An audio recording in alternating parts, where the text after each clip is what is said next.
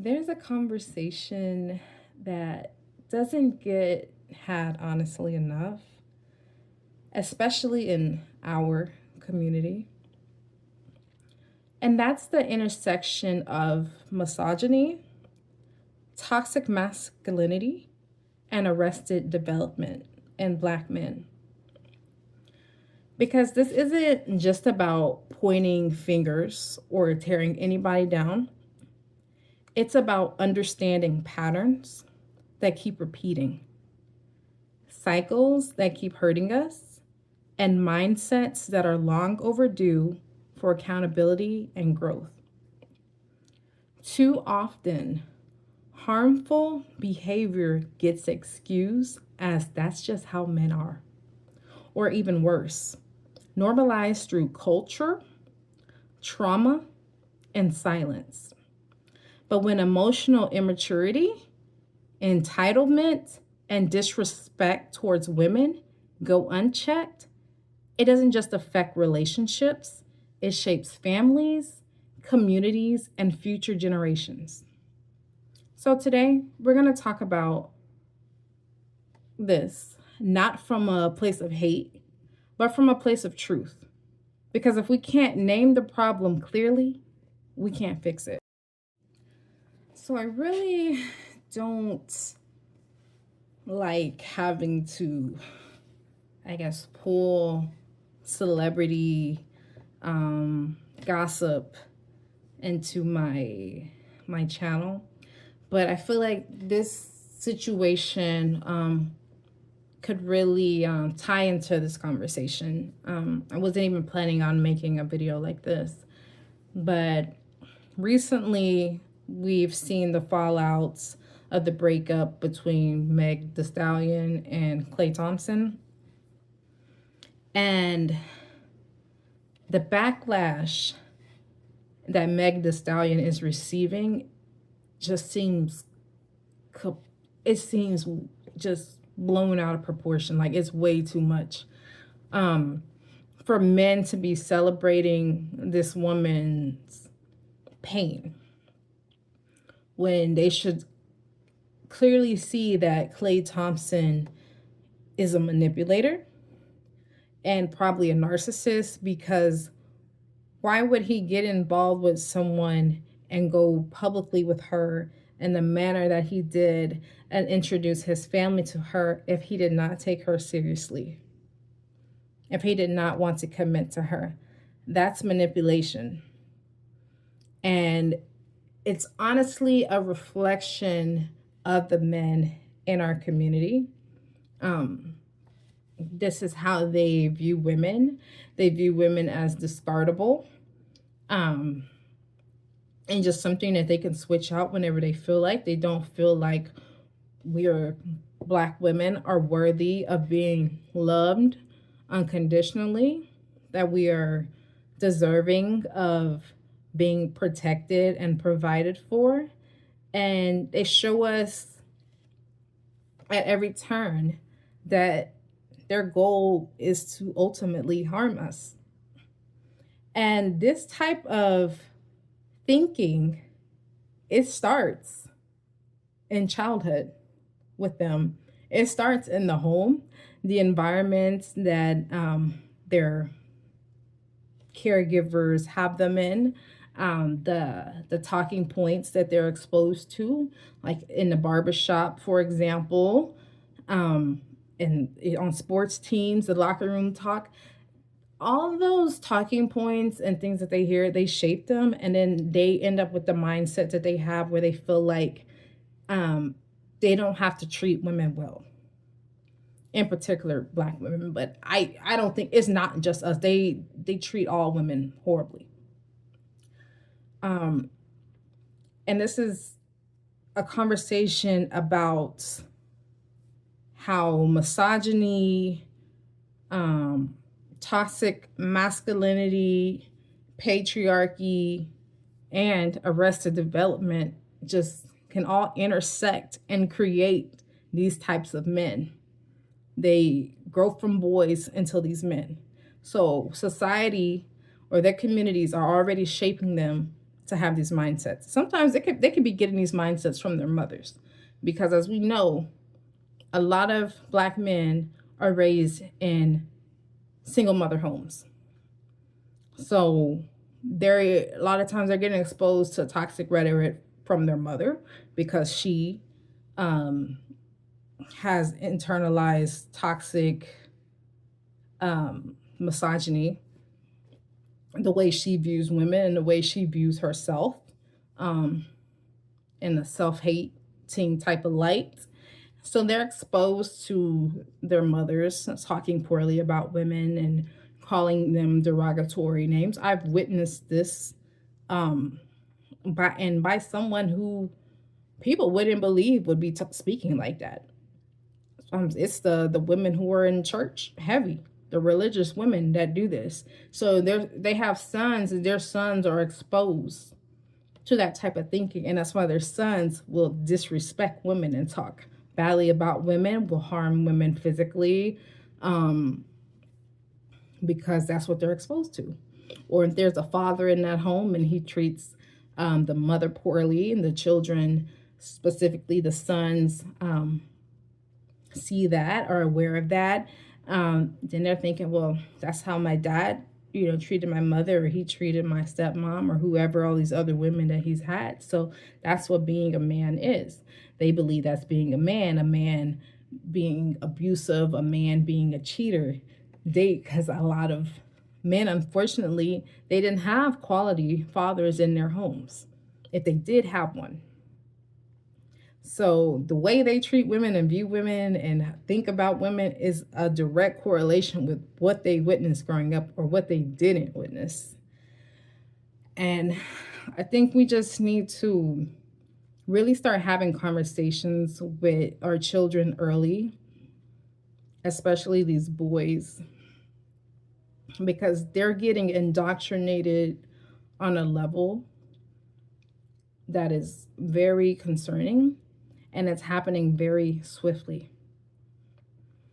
And there needs to be an intervention. I know people will place their children in things like sports and like all these different things, but are they teaching them anything? Are they teaching them to treat women well and respect women? Or are they still engaging in those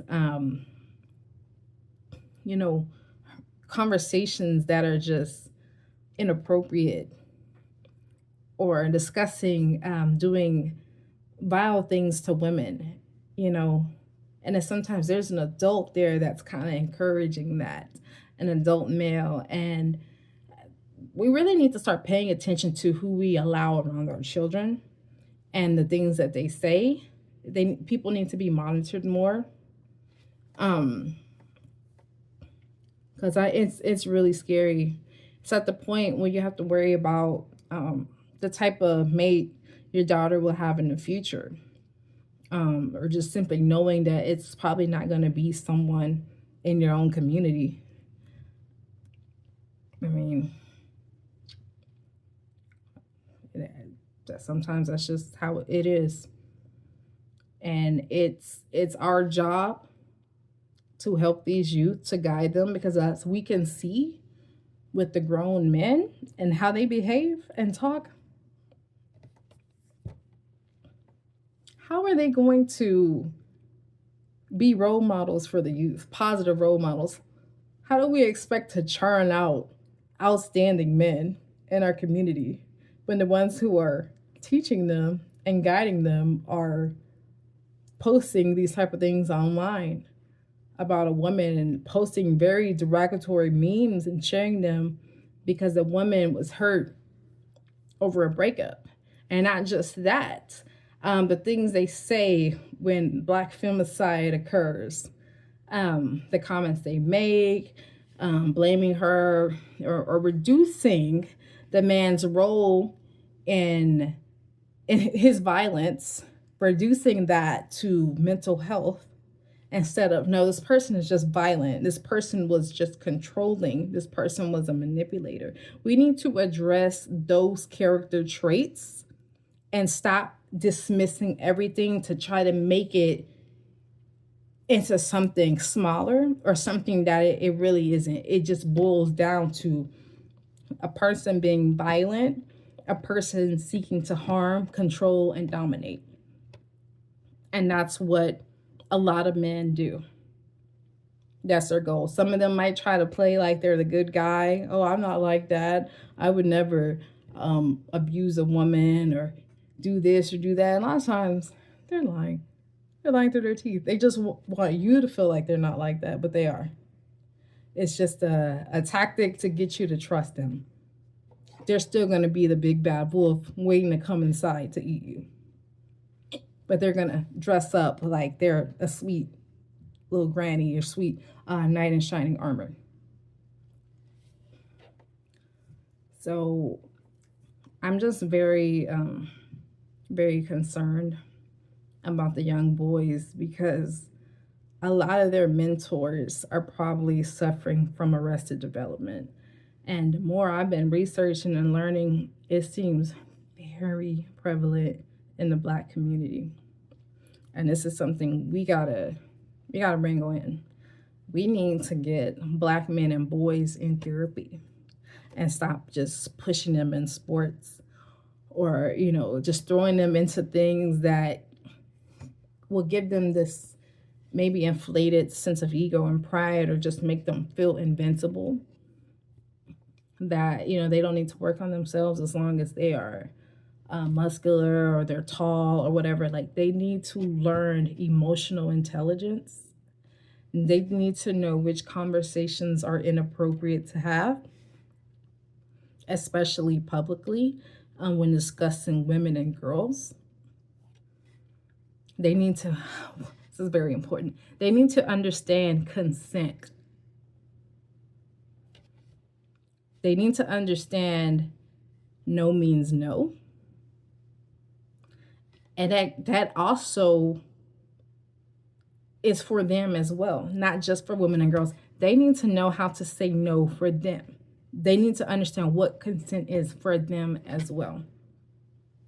Because I feel a lot of this arrested development in men that we see is due to harm that they suffered in their childhood. They never received help for it. They never received therapy for it. So they grow up just hurt, filled with all this pain and anger. And they see women as weak and vulnerable. And they're like, oh, I can inflict pain on her. So I can feel good about myself. I can feel stronger. It's very concerning. That a man can manipulate his way into a woman's heart, do all these things for her, bring her around his family, and be cheating. And we have all these men who are defending him and blaming her, saying she's not respectable enough.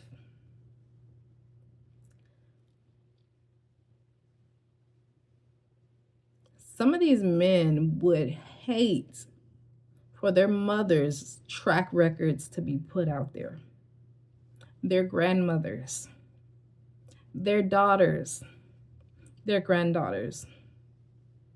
They would hate their sisters. They would hate that.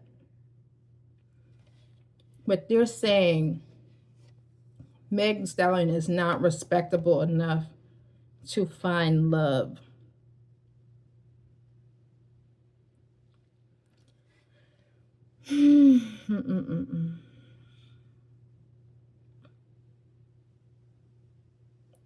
These mindsets start when they're children and what they're exposed to and they're listening to.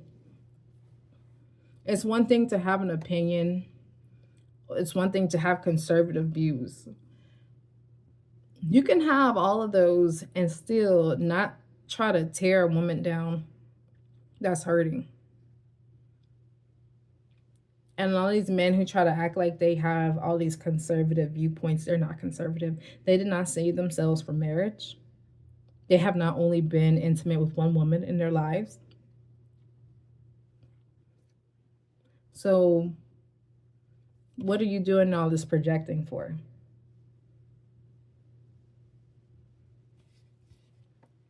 It's really concerning. They have these toxic mindsets and they're not even rooted in logic. They're contradicting, and it's scary out here. You can meet a man you like, and you find out he has a plethora of toxic views. Like, oh man. And I am tell you, I know all men are going to be misogynist. I don't expect to ever find one that isn't, but some things are very concerning. Like they view women as literal objects. And someone like that is dangerous. They view women as just simply for pleasure, for labor, whether that be emotional labor or domestic labor or for child birthers, you know? And you have to really be mindful and vet these men and to make sure you're not dealing with someone who views you as an object, who doesn't view you as someone with feelings, because they're not going to care if they hurt yours, if they step on them. But they're going to expect for you to tiptoe around theirs to keep them happy. So, yeah, I didn't want to spend too long on this, but arrested development in the Black community, such as it's in Black men and women, but in Black men, it's truly concerning because how can we expect things to get better if they won't get their act together? If they won't go to therapy, if they won't shed these toxic, misogynistic mindsets, how can we expect our communities to improve? These are supposed to be the leaders, and this is what they're engaging in. Black women are being murdered like every 5 hours. Black women and girls. And it's usually by a Black man. But they're here and they're laughing at a woman, saying she's not respectable enough.